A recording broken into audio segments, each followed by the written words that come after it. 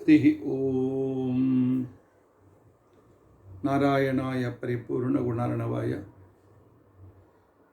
विश्वोदय स्थितिलयोन्नियतिप्रदाय ज्ञानप्रदाय विबुधासुरसौख्य दुःख सत्कारणाय वितताय नमो नमः।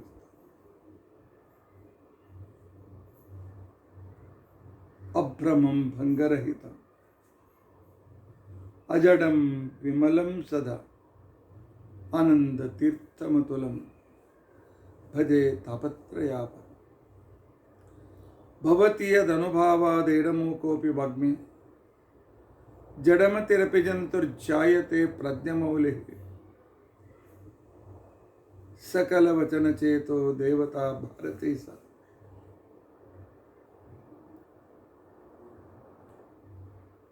मम वचसे निधत्तां सन्निधिं मानसे च।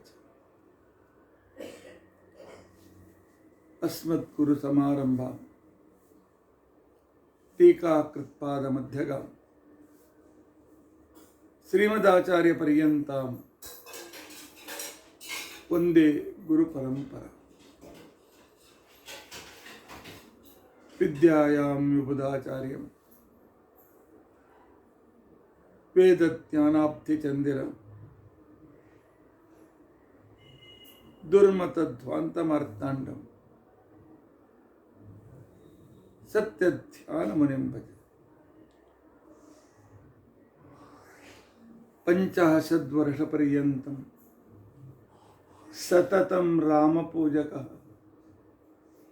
श्री सत्यप्रमोद गुरुराज भासतां नो हृदं।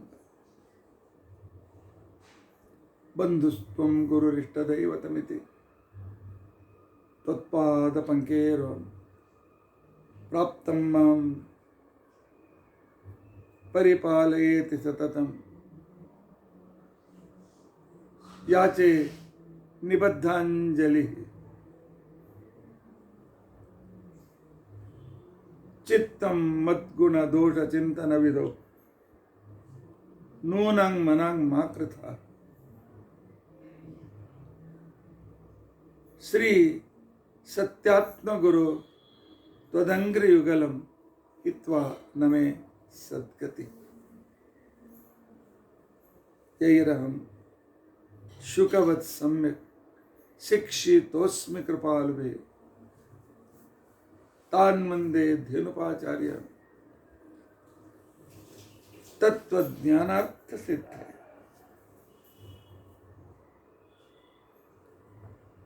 श्री गुरुभ्यो नमः। हरिः ओम हरिः ओम हरिः ओम।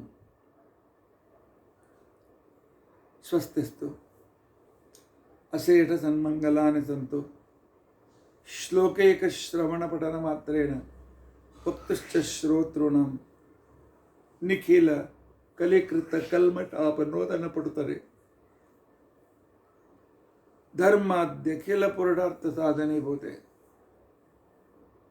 अद्य विष्णुतत्त्वनिर्णय तथा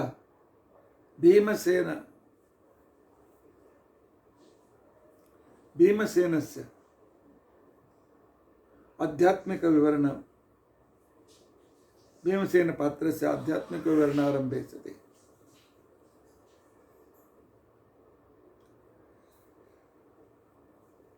किंचित पूर्वकथानुवादः। हरिः ओम हरिः ओम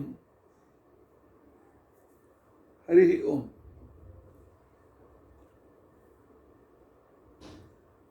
हरे राम राम राम हरे हरे कृष्ण कृष्ण कृष्ण हरे हरे राम राम राम हरे हरे हरे कृष्ण कृष्ण कृष्ण हरे। ಹರೇ ರಾಮ ಹರೇ ರಾಮ ರಾಮ ರಾಮ ಹರೇ ಹರೇ ಹರೇ ಕೃಷ್ಣ ಹರೇ ಕೃಷ್ಣ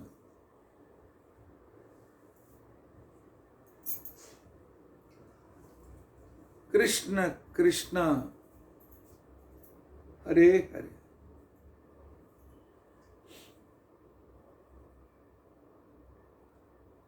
ಹರೇ ರಾಮ ಹರೇ ರಾಮ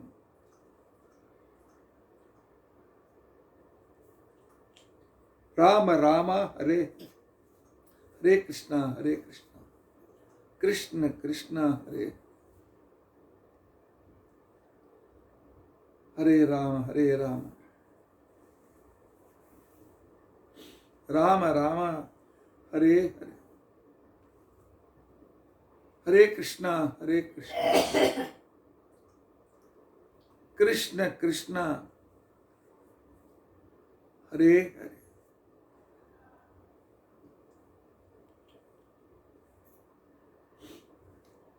ಶ್ರೀ ಗುರುಭ್ಯೋ ನಮಃ ಹರಿ ಓಂ ಹರಿ ಓಂ ಹರಿ ಓಂ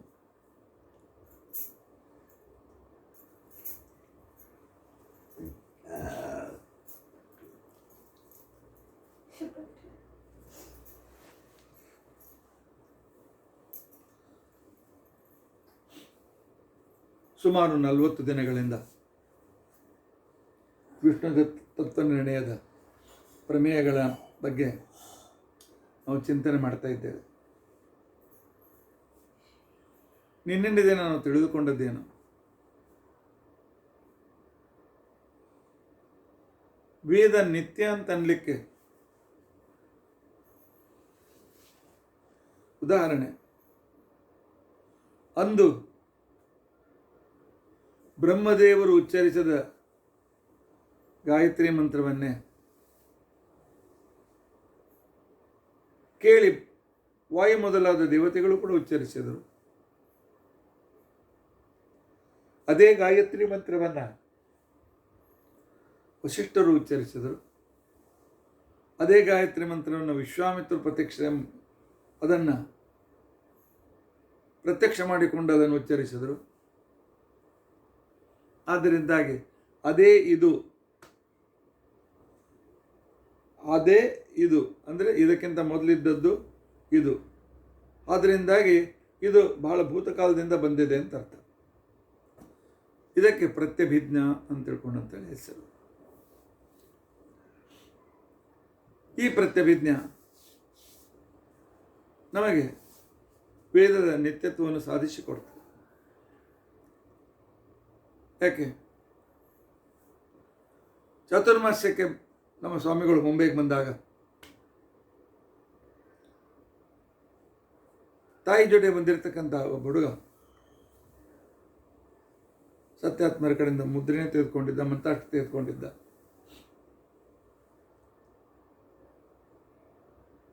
ಈಗ ಮತ್ತೆ ಪುನಃ ನಮ್ಮ ಊರಿಗೆ ಸ್ವಾಮಿಗಳು ಬರ್ತಾ ಇದ್ದ. ಆಗ ತಾಯಿ ಮತ್ತೆ ಮಠಕ್ಕೆ ಕರೆದುಕೊಂಡು ಹೋಗ್ತಾಳೆ. ಹಾಗೆ ಮಗು ಹೇಳ್ತದೆ, ಅಮ್ಮ ಅದೇ ಸ್ವಾಮಿಗಳೆಲ್ಲ ಹೋಸರತೆ ಮುದ್ರೆ ಕೊಟ್ಟವರು ಅವರೇ ಇವರೆಲ್ಲ ಅವರೇ ಇವರು ಅಂತ ತಿಳ್ಕೊಂಡಂತ ಅನುಭವ ಏನಿದೆ, ಈ ಅನುಭವ ಇದು ಅಂದಿದ್ದವರೇ ಇವತ್ತಿದ್ದಾರೆ, ಅಂದಿದ್ದ ವೇದವೇ ಇವತ್ತು ಇದೆ ಅಂತ ಅನ್ನುವ ಅನುಭವಕ್ಕೆ ಪ್ರತ್ಯಭಿಜ್ಞಾ ಅಂತ ಕರೀತಾರೆ. ನಮ್ಮ ಷಡ್ದರ್ಶನವಾದಿಗಳಲ್ಲಿ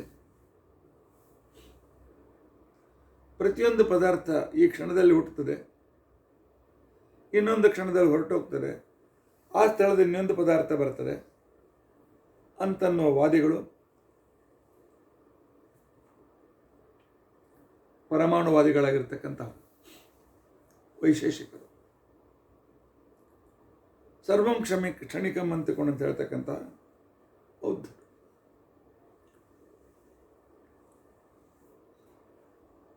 ಅವರಿಗೆ ನೀವು ಪಾರ್ಥಿವ ಪರಮಾಣು ಅಂದರೆ ಅವರು ದ್ರವ್ಯ, ಗುಣ, ಕರ್ಮ, ಸಾಮಾನ್ಯ, ವಿಶೇಷ, ಸಮವಾಯ ಇವುಗಳಲ್ಲಿ ದ್ರವ್ಯದಲ್ಲಿ ಪೃಥ್ವಿ, ಅಪ್, ತೇಜವಾಯು ಇತ್ಯಾದಿಗಳೆಲ್ಲ ಬರ್ತದೆ ಅಂತ ಹೇಳ್ತಾರೆ. ಹೇಳ್ತಾ ಈ ದ್ರವ್ಯದ ಪರಮಾಣುಗಳು ಅನಿತ್ಯ. ಯಾಕೆ ಅಂತ ತಿಳ್ಕೊಂಡಂತಂದ್ರೆ ಮಳೆ, ಗಾಳಿ, ಬೆಳಕು, ಬಿಸಿಲು ಇತ್ಯಾದಿ ಪರಿಪಾಕದಿಂದ ಆ ಅಣುಗಳು ಎಲ್ಲ ಹೊರಟೋಗ್ತವೆ. ಸಂಯುಕ್ತವಾದ ಅಣುಗಳು ಬೇರೆ ಬೇರೆ ಆಗ್ತವೆ, ಮತ್ತೆ ಇನ್ನೊಮ್ಮೆ ಉಟ್ಕೊಳ್ತವೆ. ಆದ್ದರಿಂದ ಅವುಗಳಲ್ಲಿ ಸವಕಳಿ ಇರುವುದರಿಂದಾಗಿ ಅವುಗಳು ಕ್ಷಣಿಕ ಅಂತ ವೈಶೇಷಿಕರವಾದ.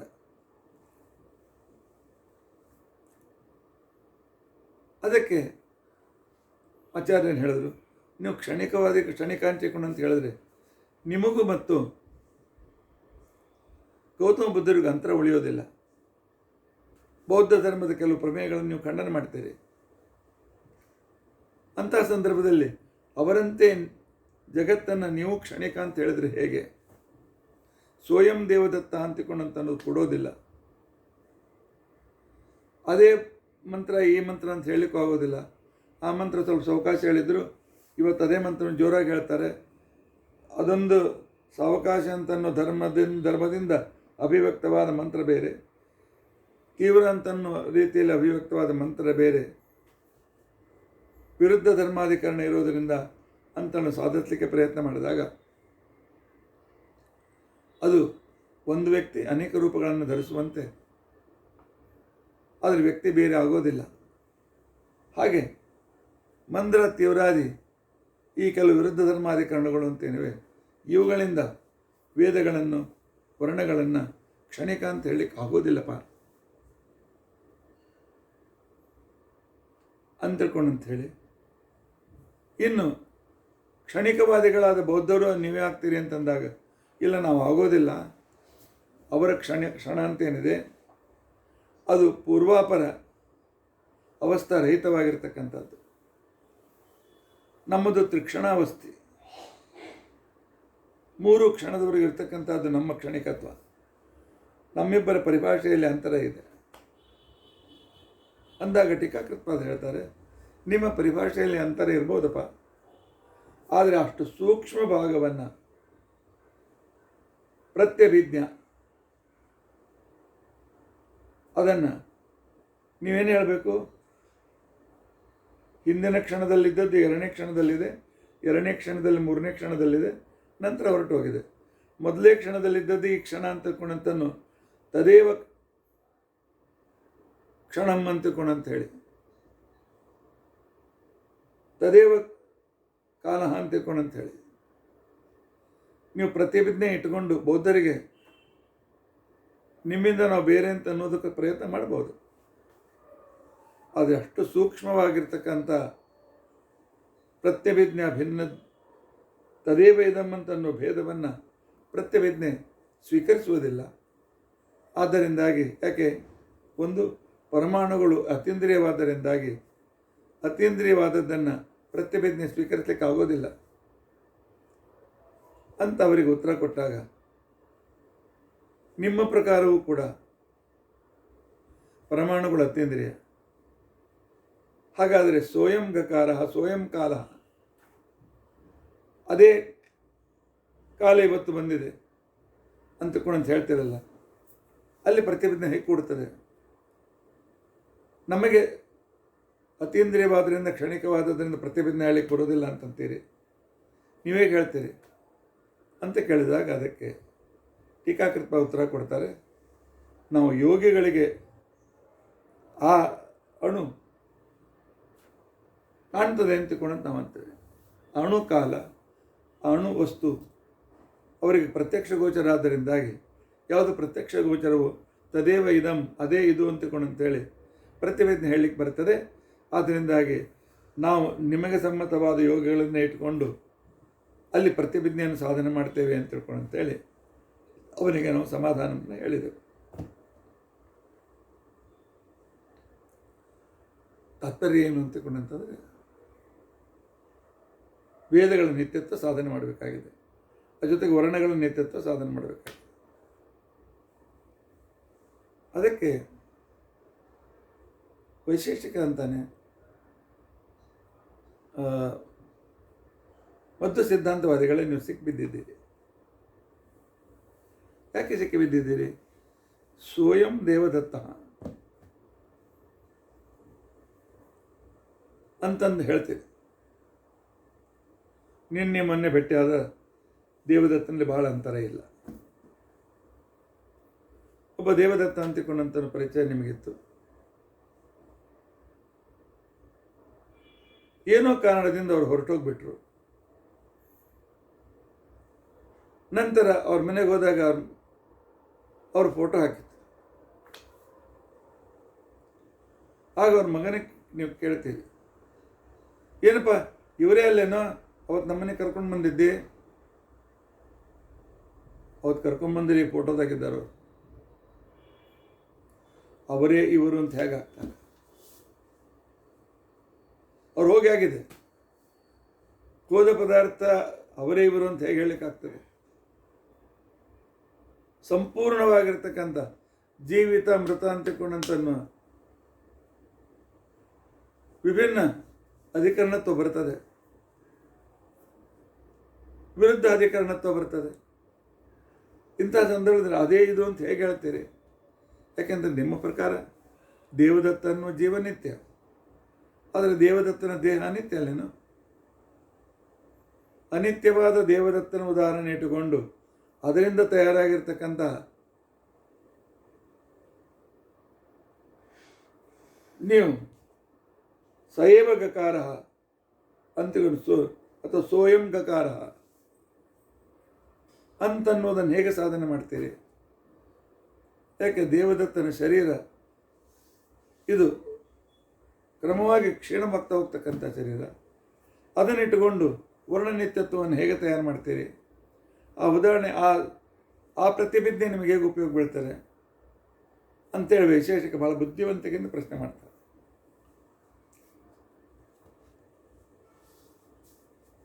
ಅಂದಿನ ರಾಮಾಚಾರ್ಯರು ಇವತ್ತು ಕಂಡು ಬಂದರು ಅಂತಕೊಂಡಂತ ಹೇಳಿದಾಗ ಅಂದಿನ ಕ್ಷಣವೇ ಇವತ್ತು ಕೇಳ್ತೇವೆ ಅಂತ ಈ ರೀತಿಯಾಗಿ ಪ್ರತ್ಯಭಿಜ್ಞೆಯಿಂದ ವರ್ಣನಿತ್ಯತ್ವ ಹೇಳಲಿಕ್ಕೆ ನಾವು ಪ್ರಯತ್ನ ಮಾಡಿದಾಗ ಆ ರಾಮಾಚಾರ್ಯ ಹೊರಟೋಗ್ಬಿಡ್ತಾರೆ.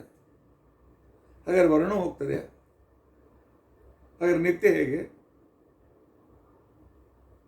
ಅಂತ ಬಹಳ ಸೂಕ್ಷ್ಮವಾದ ಪ್ರಶ್ನೆಯನ್ನು ಮಾಡಿದ್ದಾರೆ. ಈ ಪ್ರಶ್ನೆ ವೈಶೇಷಿಕನಿಗೆ ಹೇಳುವ ಬುದ್ಧಿ ಹೊಳಿತಲ್ಲೋ ಗೊತ್ತಿಲ್ಲ, ಟೀಕಾರಾಯರು ತಾವೇ ಈ ಪ್ರಶ್ನೆಯನ್ನು ಮಾಡ್ಕೊಳ್ತಾರೆ. ಸ್ವಯಂ ದೇವದತ್ತ ಅನ್ನೋ ಪ್ರತಿಭಿಜ್ಞೆಯು ಅದೇ ಗ ಅಕ್ಷರವು ಅಂತಿಕೊಂಡಂತ ಪ್ರತಿಜ್ಞೆ ಒಂದೇ ಏನು? ಒಂದು ಕ್ರಮವಾಗಿ ಕ್ಷೀಣವಾಗುತ್ತಾ ಹೊರಟೋಗ್ಬಿಡ್ತದೆ, ಇನ್ನೊಂದು ನಿತ್ಯ ಅಂತ ಹೇಳ್ತಾ ಇದ್ದೆ. ಅವೆರಡರಲ್ಲೂ ಒಂದೇ ಹೇಗಾಗ್ತದೆ? ಆದ್ದರಿಂದ ಸ್ವಯಂ ದೇವದತ್ತ ಅಂತ ಸಂದರ್ಭದಲ್ಲಿ ಆ ಪ್ರತಿಭಿಜ್ಞೆ ಭ್ರಾಂತಿ ಅಂತ ಯಾಕೆ ಅನ್ಬಾರ್ದು? ಅಥವಾ ಅದು ಸಾದೃಶ್ಯ ಅಂತ ಯಾಕೆ ಅನ್ಬಾರ್ದು?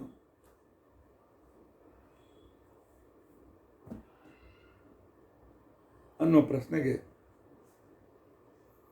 ಟೀಕಾಕೃತವಾದ ಉತ್ತರ ಕೊಡ್ತಾರೆ. ಹೌದು, ನಿಜ. ದೇವದತ್ತ ಜೀವ ನಿತ್ಯನಾಗಿದ್ದರು ದೇವದತ್ತನ ದೇಹ ಪ್ರಾಕೃತವಾದ್ದರಿಂದಾಗಿ ಅದಕ್ಕೆ ಚಯಾಪಚಯಗಳು ಇವೆ. ಆ ಶರೀರದಲ್ಲಿ ಪಾಕ ಪರಿಮಾಣದಿಂದ ಆಗುವ ಅಪಚಯವನ್ನು ನಾವು ಒಪ್ತೇವೆ. ಆ ಶರೀರವನ್ನು ಕೂಡ ನಾವು ನಿತ್ಯ ಅಂತ ಅನ್ನೋದಿಲ್ಲ. ಆದರೆ ನಿಮ್ಮ ಹಾಗೆ ಕ್ಷಣಿಕಾಂತ ಹೋಗ್ಲಿಕ್ಕೆ ಬರೋದಿಲ್ಲ. ಏಕೆಂದರೆ ಕ್ಷಣಿಕಾಂತ ಅನ್ಬೇಕಾದ್ರೆ 3 ಕ್ಷಣದಲ್ಲಿ ಅದು ಹೋಗಬೇಕು. ದೇವದತ್ತ ಶರೀರ 3 ಕ್ಷಣದಲ್ಲಿ ಹೋಗೋದಿಲ್ಲ. 70 ವರ್ಷ, 80 ವರ್ಷ, 100 ವರ್ಷ ಬಾಳ್ತಾನೆ. ಸಿರ್ಲಿ ಆದರೂ ಒಂದು ದಿವಸ ಹೋಗ್ತಾನೆ. ಆದ್ದರಿಂದಾಗಿ ಬಹು ಸಮಯಾವಚ್ಛೇದೇನ ವಿಚಾರ ಮಾಡಿದಾಗ ಸ್ವಯಂ ದೇವದತ್ತ ಅಂತಿಕೊಂಡಂತ ಅನ್ನೋದು ಆ ದೇವದತ್ತ ಹೊರಟೋದ ಮೇಲೆ ಆವಾಗ ಅದು ಪ್ರತ್ಯಭಿಜ್ಞೆಯಾಗಿ ಉಳಿಯೋದಿಲ್ಲ, ಅದು ಸಾದೃಶ್ಯ ಬೋಧಕವಾಗ್ತದೆ. ಅವರಂಗೆ ಇವ್ರು ಕಾಣಿಸ್ತಾರೆ, ಅದು ಇವರೇ ಅಂತಿಕೊಂಡು. ಆದ್ದರಿಂದಾಗಿ ಹೇಗೆ ಸ್ವಯಂ ದೇವದತ್ತ ಇದು ಸಾದೃಶ್ಯ ಬೋಧಕವೋ, ಸ್ವಯಂ ಗಕಾರವು ಸಾದೃಶ್ಯ ಬೋಧಕ, ಆದ್ದರಿಂದ ಎಲ್ಲಿಯೂ ಪ್ರತಿಭಟನೆಯನ್ನು ಹೇಳಲಿಕ್ಕೆ ಬರೋದಿಲ್ಲ. ಆದ್ದರಿಂದಾಗಿ ವರ್ಣಗಳು ಅನಿತ್ಯ ಯಾಕಾಗಬಾರದು ಅಂತ ಹೇಳುತ್ತಾ ನಿಮ್ಮ ವರ್ಣ ತತ್ವಕ್ಕೆ ಭಂಗ ಬಂತಲ್ಲ.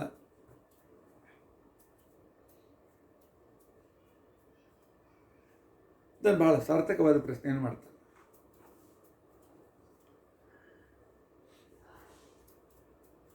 ಈಗ ಈ ಮನುಷ್ಯ ಇವನ ಜನ್ಮ ಕ್ಷಣಿಕ ಅಂತ ಅನ್ನೋದನ್ನು ನಾವು ಒಪ್ಪೋದಿಲ್ಲ, ಯಾಕಂದರೆ ಭಾಳ ದಿವಸ ಇರ್ತಾನೆ. ಈ ಅರ್ಥದಲ್ಲಿ ಸ್ವಯಂ ದೇವದತ್ತ ಅಂತ ಅನ್ನೋದನ್ನು ಕ್ಷಣಿಕತ್ವದ ಖಂಡನೆ ಮಾಡಲಿಕ್ಕೆ ಉಪಯೋಗ ಬೀಳ್ತದೆ. ಆದರೆ ಶಾಶ್ವತ ನಿತ್ಯದ ದೃಷ್ಟಿಯಿಂದ ನೋಡಿದಾಗ ಸ್ವಯಂ ದೇವದತ್ತ ಅಂತಿಕೊಂಡಂತನ್ನೋದು ಇದು ಪ್ರತ್ಯಭಿಜ್ಞೆಯಾಗದೆ ಸಾದೃಶ್ಯ ಬೋಧಕವಾಗ್ತದೆ. ಅವರಂತೆ ಇವರು ಅಂತಿಕೊಂಡಂತೇಳಿ ಸರಿ ಒಪ್ಪೋಣ. ಆದರೆ ಇದೇ ಯುಕ್ತಿಯನ್ನು ಇಟ್ಕೊಂಡು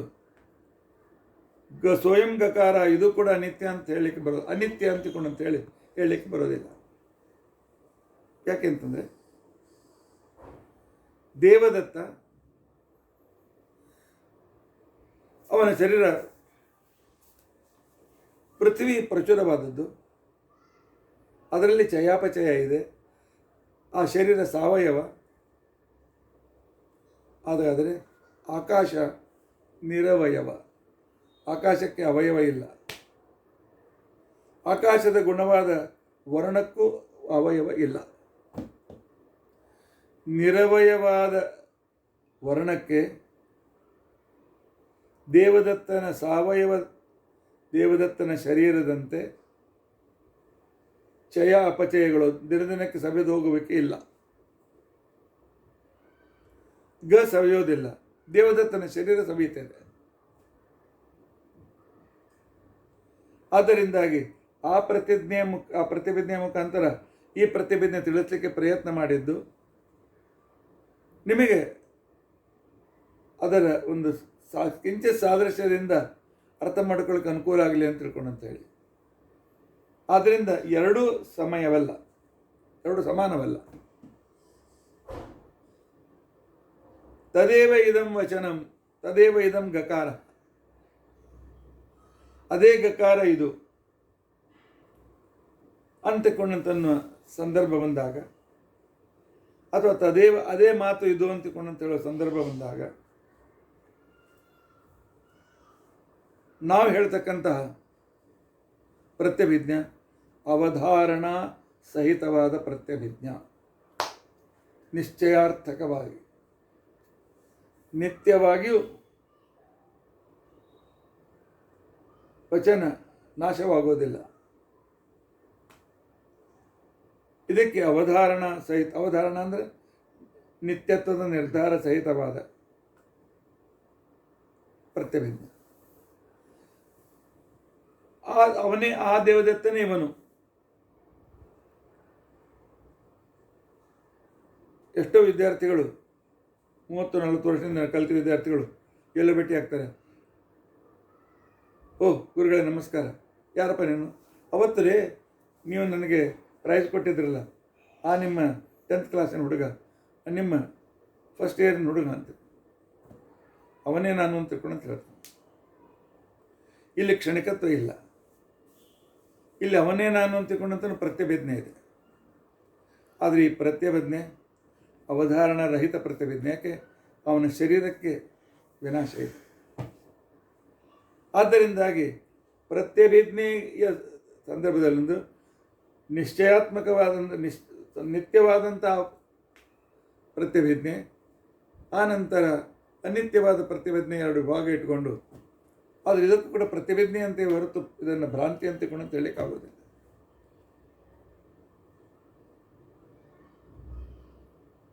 ನಿಮಗೆ ಪ್ರತ್ಯಭಿಜ್ಞೆ ಭ್ರಾಂತಿಯಾಗುವ ಭಯ ಇದೆ ವೈಶೇಷಿಕರೇ. ಯಾಕೆ ನೀವೇನು ಮಾಡಿರಿ? ದ್ರವ್ಯಾಂತರ್ಗತವಾಗಿರ್ತಕ್ಕಂತಹ ಪಾರ್ಥಿವ ಪರಮಾಣುಗಳನ್ನು ಅನಿತ್ಯ ಅಂತ ಹೇಳ್ಕೊಂಡಂತೇಳಿ ದ್ರವ್ಯ ಭಿನ್ನವಾದ 6 ಪದಾರ್ಥಗಳನ್ನು ನಿತ್ಯ ಅಂತ ಹೇಳ್ತೀರಿ. ಆದರೆ ಅವು ದ್ರವ್ಯಾಂತರ್ಗತವಾದ್ದರಿಂದಾಗಿ ಸ್ವಯಂ ದೇವದತ್ತ ಅಂತಿಕೊಂಡಂತ ಹೇಳಿದಂತೆ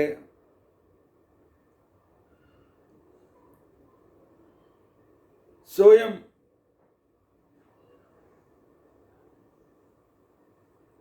ಗಕಾರ ಅಥವಾ ಸ್ವಯಂ ಅದು ಕ್ಷಣಿಕ, ಅದು ಸ್ವಯಂ ಆಕಾಶ ಅಂತಿಕೊಂಡ ಸಹ ಅಯಂ ವಾಯು ಅಂತನ್ನುವ ಏನು ನಿಮ್ಮ ಪ್ರತ್ಯಭಿಜ್ಞೆ ಇದೆ, ಅದೇ ಗಾಳ್ರಿ ನೀನು ನುಡಿದ ಆಕಾಶದೇ ಅದು ಅಂತಿಕೊಂಡಂತ ಹೇಳಿ ಪ್ರತಿಭಿಜ್ಞೆ ಹೇಳ್ತೀರಿ. ಆ ಪ್ರತಿಭಿಜ್ಞೆಯಲ್ಲಿ ಭ್ರಾಂತಿಯಾಗಬಹುದೋ? ಯಾಕಂದರೆ ಒಂದನ್ನು ನಿತ್ಯ ಅಂತಂತೀರಿ, ಅನಿತ್ಯ ಅಂತಿಕೊಂಡಂತೀರಿ, ಅದಂತರ್ಗತವಾದ ಉಳಿದವುಗಳನ್ನು ನಿತ್ಯ ಅಂತಂತೀರಿ. ಇಲ್ಲಿ ನಿಮ್ಮ ಅನಾನುಕೂಲತೆ ಇರೋದರಿಂದಾಗಿ ನಿಮಗೆ ಪ್ರತ್ಯಭಿಜ್ಞೆಯಲ್ಲಿ ಭ್ರಾಂತಿಯಾಗಬಹುದು ಅಂತನೂ ಭಯ ಇದೆ. ನಮಗಿಲ್ಲ. ನಮ್ಮ ಪ್ರತಿಭಿಜ್ಞೆ ಸಾವಧಾರಣ ಪ್ರತಿಭಿಜ್ಞೆ, ಸಾವಧಾರಣ ರಹಿತ ಪ್ರತಿಭಿಜ್ಞೆ. ಪ್ರತಿಭಿಜ್ಞೆ ಭ್ರಾಂತಿ ಅಲ್ಲ. ಅವನೇ ಇವನು, ಅದೇ ಇದು, ಇದರಲ್ಲಿ ಭ್ರಾಂತಿ ಇಲ್ಲ.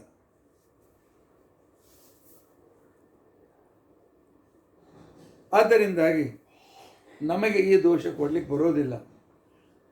ಸ್ವಯಂ ದೇವದತ್ತ ಅಂತ ಅನ್ನೋದು ಕೂಡ ಅವಧಾರಣಾರಹಿತ ಪ್ರತ್ಯಭಿಜ್ಞೆ ಅಂತ ನಾವು ಸ್ವೀಕಾರ ಮಾಡ್ತೀವಿ. ಆದ್ದರಿಂದ ವೈಶೇಷಿಕರೇ, ನೀವು ಮಾತ್ರ ಪ್ರತ್ಯಭಿಜ್ಞಾದಿಂದ ಬೌದ್ಧರನ್ನು ಅಲ್ಲಗಳಿಗೆ ಬರೋದಿಲ್ಲ. ಆದ್ದರಿಂದಾಗಿ ಕ್ಷಣಿಕ ಅಂತ ಅನ್ಬೇಡಿ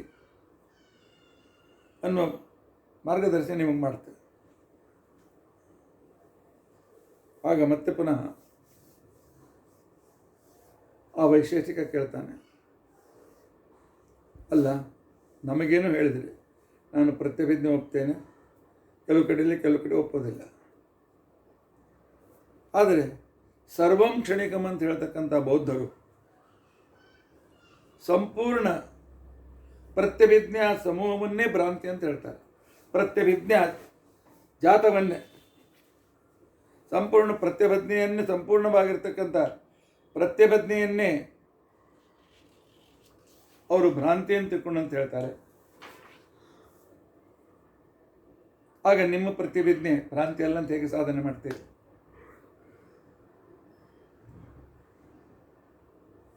ಅದಕ್ಕೆ ನಾವು ಸಾಧನೆ ಮಾಡ್ತೇವೆ. ಬೌದ್ಧರ ವಿಚಾರವನ್ನು ಖಂಡನೆ ಮಾಡಿ ಸಾಧನೆ ಮಾಡ್ತೇವೆ ಅಂತ ಅವರಿಗೆ ನಾವು ಉತ್ತರ ಕೊಡ್ತೇವೆ. ಇಷ್ಟೆಲ್ಲ ವಿಚಾರವನ್ನು ಟೀಕಾಕೃತ್ಪಾದರು ಒಂದು 4 ಸಾಲಿನಲ್ಲಿ ಹಿಡಿದಿಡ್ತಾರೆ. ಭವೇದೇವ ವಿಭೀಷಿಕ ವೈಶೇಷಿಕಾದೀನ ತೈಃ ಸ್ಥಾಯಿನಃ ಪದಾರ್ಥಸ್ಯ ಅಂಗೀಕಾರಾತ್ ಯಸ್ತು ಬೌದ್ಧಃ ಸರ್ವಸ್ಯ ಕ್ಷಣಿಕತ್ವಂ ಅಂಗೀಕರೋತಿ ಪ್ರತ್ಯಭಿಜ್ಞಾ ಮಾತ್ರಸ್ಯ ಭ್ರಾಂತಿಂ ಅಂಗೀಕರೋತಿ ತಸ್ಯತು ತಥಾ ಅಂಗೀಕಾರೇಪಿ ನ ಕಶ್ಚಿತ್ ಅತಿ ಪ್ರಸಂಗ. ಅಲ್ಲಿ ಅತಿ ಪ್ರಸಂಗ ಆಗೋದಿಲ್ಲ ಅಂತ ಕೇಳಿದ್ರೆ ಆಗ್ತದೆ. ಅಂತ ಹೇಳಿ ವೈಶೇಷಿಕರಿಗೆ ಇರ್ತಕ್ಕಂತಹ ಪ್ರತ್ಯಭಿಜ್ಞೆ ಭ್ರಾಂತಿ ಆಗಬಹುದ ಒಂದು ಚಾನ್ಸಸ್ ಇದೆ, ನಮಗೆ ಇಲ್ಲ ಅಂತನ್ನುವ ವಿಚಾರವನ್ನು ಇವತ್ತಿನ ದಿವಸ ಪ್ರತ್ಯಭಿಜ್ಞೆ ಭ್ರಾಂತಿ ಆಗುವುದಿಲ್ಲ ಅಂತನ್ನುವ ವಿಚಾರವನ್ನು ನಮಗೆ ಟೀಕಾಕೃತ್ಪಾದರು ವಿಸ್ತಾರವಾಗಿ ತಿಳಿಸಿದ್ದಾರೆ.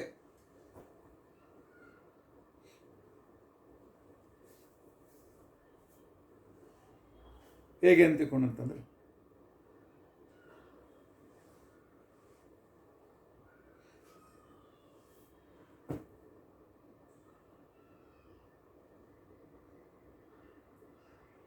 ನಮ್ಮ ಮನೆಗೆ ಒಬ್ಬರು ಬರ್ತಾರೆ.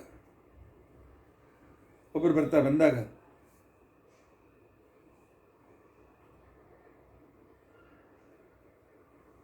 ನಿಮ್ಮ ಮನೆಗೆ ಕುಲದೇವ್ರು ಯಾರ್ರಿ?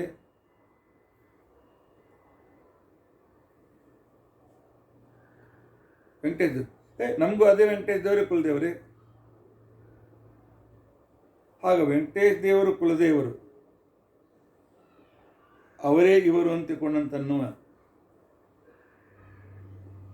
ಏನೊಂದು ಪ್ರತ್ಯಭಿಜ್ಞಾ ಇದೆ.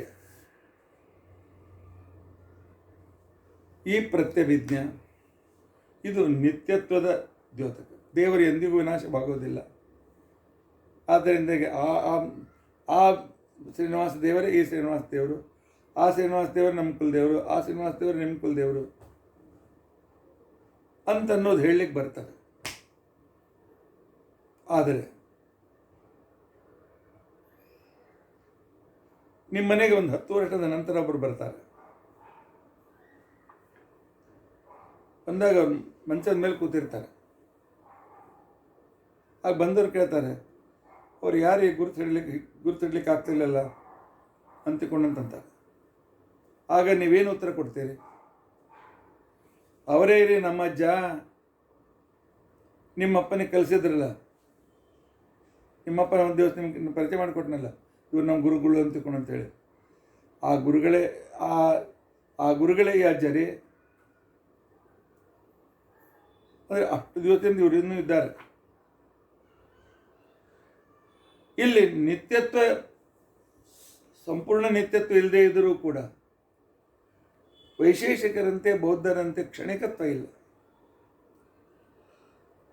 ಅವಯವ ಚಯಾಪಚಯ ಇದ್ದರಿಂದ ಇದು ಕ್ಷಣಿಕವಾಗಲಿ ಅಂತಿಕೊಂಡಂತನ್ನುವ ವೈಶೇಷಿಕರ ಆಕ್ಷೇಪ ಇಲ್ಲಿ ಕೂಡೋದಿಲ್ಲ. ಹಾಗಾದರೆ ಆ ಅಜ್ಜನೇ ಅವತ್ತು ನಿಮ್ಗೆ ಭೇಟಿಯಾದ ನಿಮ್ಮ ಅಪ್ಪನೇ ಕಲಿಸಿದ ಗುರುಗಳಂತ ಅನ್ಕೊಂಡವರೇ ಅವರೇ ಇವ್ರಿ ಅಂತಕೊಂಡು ಪರಿಚಯ ಮಾಡಿಕೊಟ್ಟಾಗಲೂ ಅದು ಪ್ರತ್ಯಭಿಜ್ಞೆಯೇ. ಯಾಕಂದ್ರೆ ಅವರು 50 ವರ್ಷದಿಂದ ಇದ್ದಾರೆ. ಆದರೆ ಈ ಪ್ರತ್ಯಭಿಜ್ಞೆಗೆ ಸಂಪೂರ್ಣ ನಿತ್ಯತ್ವ ಇಲ್ಲ. ಆ ಶರೀರಕ್ಕೆ ಅನಿತ್ಯತ್ವ ಇದೆ. ಆತ್ಮ ನಿತ್ಯ, ಅಲ್ಲಿ ಆತ್ಮದೃಷ್ಟಿಯಿಂದ ಅಲ್ಲಿ ಪೂರ್ಣ ನಿತ್ಯತ್ವ ಇದೆ. ಅವಧಾರಣ ಸಹಿತವಾಗಿರ್ತಕ್ಕಂಥ ನಿಶ್ಚಯಾತ್ಮಕವಾಗಿರ್ತಕ್ಕಂಥ ಪ್ರತಿಭಿಜ್ಞೆ ಇದೆ. ಆದರೆ ನಮ್ಮನೆ ವೆಂಕಟೇಶ್ ದೇವರು, ನಿಮ್ಮನೆ ವೆಂಕಟೇಶ್ ದೇವರು ಅವರೇ ರೀ. ಇದು ಅನಿತ್ಯ ಅಲ್ಲ. ಇದು ಮುಂದೆ ಲಕ್ಷ ಕೋಟಿ ವರ್ಷದ ಮೇಲೆ ನಮ್ಮ ಮೊಮ್ಮಕ್ಕಳು ಅದೇ ಈ ಮಾತನ್ನು ಹೇಳ್ತಾರೆ. ಇದಕ್ಕೆ ಸಾವಧಾರಣವಾಗಿರ್ತಕ್ಕಂಥ ಪ್ರತ್ಯಭಿಜ್ಞೆ ಅಂತಿಕೊಂಡಂತೆ ನಿತ್ಯದ ನಿಶ್ಚಯತ್ವದಿಂದ ಕೂಡಿದ. ಆದ್ದರಿಂದಾಗಿ ನಾವು ಸ್ವಯಂಗಕಾರ ಅಂತಿಕೊಂಡಂತ ಹೇಳಿ ವರ್ಣ. ಈಗ ವರ್ಣದ ಸಂದರ್ಭದಲ್ಲಿಯೂ ಕೂಡ ಹೇಗೆ ಅಂತಂದರೆ, ವರ್ಣ ಆಕಾಶದ ಗುಣ. ಆಕಾಶಕ್ಕೆ ಅವಯವ ಇಲ್ಲ, ಆಕಾಶಕ್ಕೆ ಅನಿತ್ಯತ್ವವಿಲ್ಲ, ಆಕಾಶ ನಿತ್ಯ. ಆದ್ದರಿಂದಾಗಿ ನಿತ್ಯದ ಆಕಾಶದ ಗುಣವಾದ ವರ್ಣವೂ ಕೂಡ ನಿತ್ಯ. ವರ್ಣಗಳ ಸಮೂಹವೇ ವೇದ. ಆದ್ದರಿಂದಾಗಿ ವೇದಗಳು ಕೂಡ ನಿತ್ಯ ಅಂತನ್ನೋದು ಈ ರೀತಿಯಿಂದ ನಾವು ವೇದದ ನಿತ್ಯತ್ವವನ್ನು ಈ ಉಪಾಯದಿಂದ ಸಾಧನೆ ಮಾಡ್ತೇವೆ. ಆದ್ದರಿಂದಾಗಿ ವೈಶೇಷಿಕರೇ ವಿರುದ್ಧ ಧರ್ಮಾಧಿಕರಣತ್ವ ಗಕಾರದಲ್ಲಿ ಉಚ್ಚಾರಣೆಯಲ್ಲಿದ್ದರು ಅಥವಾ ಚಯಾಪಚಯವುಳ್ಳ ಶರೀರವುಳ್ಳ ಸ್ವಯಂ ದೇವದತ್ತ ಅಂತನ್ನುವ ಆ ಒಂದು ಪ್ರತಿಭಿಜ್ಞೆಯು, ಅದನ್ನೇ ಉದಾಹರಣೆಯಾಗಿಟ್ಕೊಂಡು ಹೇಳುವ ಸ್ವಯಂ ಗಕಾರ ಅಂತಿಕೊಂಡಂತನ್ನುವ ಪ್ರತಿಭಿಜ್ಞೆಯು ಇವು ಭ್ರಾಂತಿ ಅಲ್ಲ, ಇವು ನಿತ್ಯತ್ವಕ್ಕೆ ಸಹಾಯಕವಾಗಿರ್ತಕ್ಕಂಥ ಯುಕ್ತಿಗಳೇ. ಆದ್ದರಿಂದಾಗಿ ವರ್ಣಗಳನ್ನು ಕ್ಷಣಿಕ ಅಂತ ಅನ್ಬೇಡಿ ಅಂಥವರಿಗೆ ನಾವು ಹೇಳಿ ತೋರಿಸಿಕೊಡ್ತಾ ಇದ್ದೇವೆ. ತೋರಿಸಿಕೊಟ್ಟಾಗ ಹಾಗಾದರೆ ಪ್ರತ್ಯಭಿಜ್ಞೆ ಭ್ರಾಂತಿ ಅಂತ ಹೇಳೋದು ಹೌದು, ಆ ಭಯ ನಿಮಗದ ವೈಶೇಷಿಕರೇ. ಯಾಕಂದರೆ ವೈಶೇಷಿಕರು ದ್ರವ್ಯವನ್ನು ಚಯಾಪಚಯವುಳ್ಳ ಆಶೋತ್ತರ ವಿನಾಶತ್ವವನ್ನು ದ್ರವ್ಯದಲ್ಲಿ ಒಪ್ಪಿ ಗುಣಕರ್ಮ ಇತ್ಯಾದಿಗಳಲ್ಲಿ ಅವರು ನಿತ್ಯತ್ವವನ್ನು ಒಪ್ಪಿದ್ದರಿಂದಾಗಿ ಅವು ಕೂಡ ದ್ರವ್ಯಾಂತರ್ಗತವಾದ್ದರಿಂದಾಗಿ ಅವರಿಗೆ ವಿಶಿಷ್ಟ ಸಂದರ್ಭದಲ್ಲಿ ಪ್ರತ್ಯಭಿಜ್ಞೆಯು ಭ್ರಾಂತಿಯಾಗುವ ಸಾಧ್ಯತೆ ಇದೆ. ಆದ್ದರಿಂದ ಅವರಿಗೆ ಪ್ರತ್ಯಭಿಜ್ಞೆ ಭ್ರಾಂತಿಯಾಗುವ ಭಯ ಇದ್ದರೆ ನಮಗೆ ಸರ್ವತಾ ಇಲ್ಲ. ಯಾಕೆ ನಾವು ಪ್ರತ್ಯಭಿಜ್ಞೆಯನ್ನು ಅವಧಾರಣಾ ಸಹಿತ ಪ್ರತ್ಯಭಿಜ್ಞೆ, ಅವಧಾರಣಾ ರಹಿತ ಪ್ರತ್ಯಭಿಜ್ಞೆ ಅಂತ ತಿಳ್ಕೊಂಡಂತ ಇಟ್ಟುಕೊಂಡಿದ್ದೇವೆ. ಆದ್ದರಿಂದಾಗಿ ನಮ್ಮ ವರ್ಣ ನಿತ್ಯತ್ವಕ್ಕೆ, ನಮ್ಮ ವೇದದ ನಿತ್ಯತ್ವಕ್ಕೆ ಯಾವ ಬಾಧೆ ಬರುವುದಿಲ್ಲ ಅನ್ನುವ ಅದ್ಭುತ ವಿಚಾರವನ್ನು ಇವತ್ತಿನ ದಿವಸ ಒಂದನ್ನು ನಾನು ಮೊದಲೊಮ್ಮೆ ಹೇಳಿ ವಿಭಿನ್ನವಾಗಿ ಹೇಳಿ ಮತ್ತು ಸಂಕ್ಷಿಪ್ತ 3 ಸಲ ಹೇಳಿದ್ದೇನೆ. ಆದ್ದರಿಂದಾಗಿ ಸ್ವಯಂ ದೇವದತ್ತ ಅಂತನೂ ಪ್ರತಿಭಿಜ್ಞೆ ಇಟ್ಟುಕೊಂಡು ಅದರಂತೆ ಸ್ವಯಂ ಗಕಾರ ಇತ್ಯಾದಿಗಳನ್ನು ನಾವು ಹೇಳಲಿಕ್ಕೆ ಹೊರಟಿದ್ದು ಪರಸ್ಪರ ವಿರುದ್ಧವಲ್ಲ, ನಾವು ಹೇಳಿದ್ದು ಸರಿಯಾಗಿರ್ತಕ್ಕಂಥ ಸಿದ್ಧಾಂತವೇ ಆಗಿದೆ ಅನ್ನೋದನ್ನು ನಮಗೆ ಟೀಕಾಕೃತ್ಪಾದರು ತಿಳಿಸಿಕೊಡ್ತಾರೆ. ಇಷ್ಟೆಲ್ಲ ವಿಚಾರಗಳನ್ನು ಟೀಕಾಕೃತ್ಪಾದರು ಒಂದು 5 ವಾಕ್ಯದಲ್ಲಿ ಹೇಳಿಬಿಡ್ತಾರೆ. ಭವೇದೇಶಾ ವಿಭೀಷಿಕಾ ವೈಶೇಷಿಕಾದೀನ ತೈ ಸ್ಥಾಯಿನ ಪದಾರ್ಥಸ್ಯ ಅಂಗೀಕಾರಾತ್ ಯಸ್ತು ಬೌದ್ಧ ಸರ್ವಸ್ಯ ಕ್ಷಣಿಕತ್ವಂ ಅಂಗೀಕೃತ್ಯ ಪ್ರತಿಭಿಜ್ಞಾ ಮಾತ್ರಸ್ಯ ಭ್ರಾಂತಿಂ ಅಂಗೀಕರೋತಿ ತಸ್ಯ ತು ತಥಾ ಅಂಗೀಕಾರೇ ಅಪಿ ನ ಕಶ್ಚಿತ್ ಅತಿಪ್ರಸಂಗ ಇಲ್ಲೇನು ಇದು ಬೌದ್ಧರಲ್ಲಿ ಅತಿಪ್ರಸಂಗ ಹೇಗೆ ಬರ್ತದೆ ಅಂತ ಅನ್ನೋದನ್ನು ಮುಂದೆ ನಾವು ಟೀಕಾಕೃತ್ಪಾದರು ಬಹಳ ಸುಂದರವಾಗಿ ತಿಳಿಸಿಕೊಡ್ತಾರೆ. ಆಚಾರ್ಯರ ತದೇವೇದಂ ವಚನಂ ಅಂತನ್ನುವ ಒಂದು ಪ್ರತಿಭಿಜ್ಞೆಯನ್ನು ಇಟ್ಕೊಂಡು ಸಾಧಿಸ್ತಾರೆ. ಬಹಳ ಅದ್ಭುತ ರೀತಿಯನ್ನು ಸಾಧಿಸ್ತಾರೆ. ಇಂಥ ಟೀಕಾಕೃತ್ಪಾದರ ವಾದಶೈಲಿಯನ್ನು, ಯುಕ್ತಿಯ ಶೈಲಿಯನ್ನು, ಶ್ರೀಮದಾಚಾರ್ಯರ ಸಂಕ್ಷಿಪ್ತವಾದರೂ ಕೂಡ ಅಟಂಬಾಂಬಿನಂತೆ ಇರತಕ್ಕಂಥ ಸಣ್ಣ ಸಣ್ಣ ವಾಕ್ಯಗಳನ್ನು ನಮ್ಮ ಜೀವನದಲ್ಲಿ ನಾವು ತಿಳಿದುಕೊಂಡರೆ ನಮ್ಮ ಪಾಪಗಳು ಹೊರಟೋಗಿ ಪರಮಾತ್ಮನ ಪರಮಾನುಗ್ರಹವಾಗ್ತದೆ. ಆದ್ದರಿಂದಾಗಿ ಇಷ್ಟು ಇವತ್ತಿನ ದಿವಸ ತಿಳಿದುಕೊಳ್ಳೋಣ. ಇನ್ನು ಜೊತೆಗೆ ದಿನಾಲು ಹೇಳುವಂತೆ ಮುಂದಿನ ವಿಷಯ, ಭೀಮ ಭಕ್ತಿಯ ಸಾಕ್ಷಾತ್ ಪ್ರತಿಮೆ.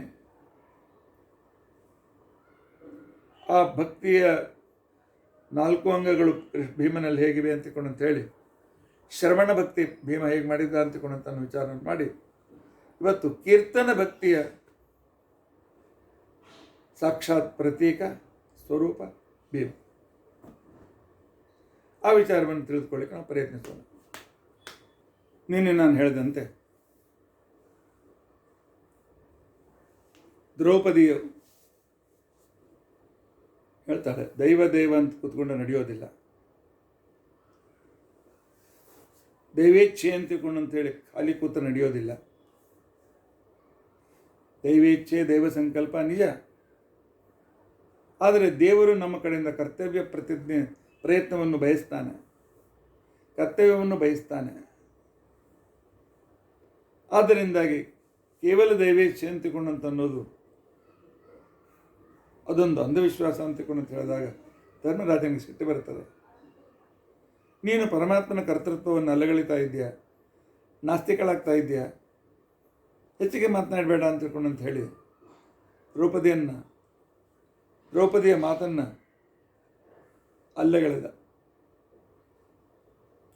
ದ್ರೌಪದಿಯ ವಿಚಾರ ಸರಣಿಯನ್ನು ಒಪ್ಪದೇ ಧರ್ಮರಾಜನ ಹತ್ತಿರ. ಆದ್ದರಿಂದಾಗಿ ನಾವು ಪ್ರಯತ್ನಶೀಲರಾಗಬೇಕು. ಪತಿದೇವ ಅಂತಿಕೊಂಡಂತಂದಾಗ ಪ್ರಯತ್ನವಾಗಿ ಇಷ್ಟೇ ಹೇಳಿಲ್ಲ, 12 ತಿಂಗಳಾಯಿತು, ಇದನ್ನೇ 12 ವರ್ಷ ಅಂತ ಹಿಡಿಯೋಣ, ನಮ್ಮ ರಾಜ್ಯವನ್ನು ನಾವು ತೆಗೆದುಕೊಳ್ಳೋಣ ಅಂತಿಕೊಂಡಂತಂದಾಗ ತನ್ನ ದೈವವಾದಕ್ಕೆ ಸ್ವಲ್ಪ ದ್ರೌಪದಿ ಪ್ರತಿವಾದ ಮಾಡಿ ಪ್ರಶ್ನೆಗಳನ್ನು ಮಾಡಿದಾಗ ಉತ್ತರ ಕೊಡಲಿಕ್ಕಾಗದೇ ಇದ್ದಾಗ ಧರ್ಮರಾಜ